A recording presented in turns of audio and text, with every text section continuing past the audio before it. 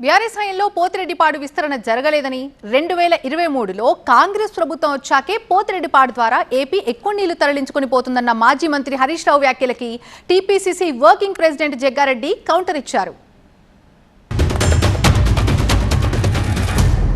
కానీ ఈ రోజు లైనింగ్ పని కాంగ్రెస్ ప్రభుత్వం వచ్చినాక చంద్రబాబు నాయుడుతో కుమ్మక్కై వీళ్ళు లైనింగ్ పనులు జరిపించిండ్రు. అందువల్లనే ఈరోజు నీళ్ళు ఎక్కువ పోతున్నాయి తప్ప బీఆర్ఎస్ పాలనలో జరగలేదు. దానికి ఆధారం ఉత్తమ్ కుమార్ రెడ్డి ఉత్తరమే. 10 ఏళ్ల BRS average 120 TMC per year.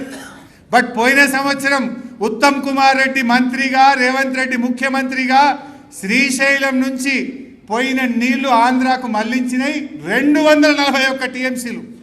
Double the BRS rule. BRS పీరియడ్లో 120 అయితే కాంగ్రెస్ రూల్లో 241 టీఎంసీ నీళ్లు పోయినాయి. ముఖ్యమంత్రి కేసీఆర్ కాకముందేమో ఆంధ్రోళ్ళు నీళ్ళు ఎత్తుకుపోయినన్నావు, అదొక అట్లా అని మళ్ళీ నువ్వు ముఖ్యమంత్రి అయినావు. ముఖ్యమంత్రి అయిన 10 సంవత్సరాలు ఆంధ్రోళ్ళు నీళ్ళు ఎత్తుకుపోయిరు అని ఒక్కరోజన్నా నువ్వు అన్నావా?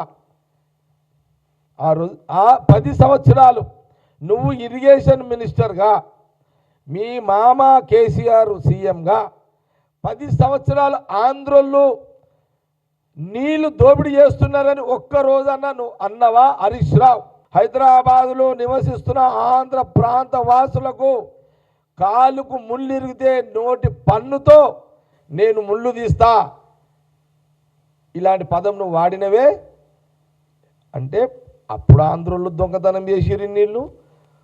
నువ్వు మీ మామ ముఖ్యమంత్రి అయిన తర్వాత ఆంధ్రోళ్లకు కాలుకు ముళ్ళిగితే నోటి పన్నుతో తీస్తున్నది మీరే. మళ్ళీ ఈరోజు నేను టీవీలలో చూసినా మళ్ళీ ఆంధ్రోళ్ళు మళ్ళీ నీళ్ళు దొంగతనం చేస్తున్నారని మళ్ళీ స్టార్ట్ చేసిరాయా డ్రామా వీళ్ళు.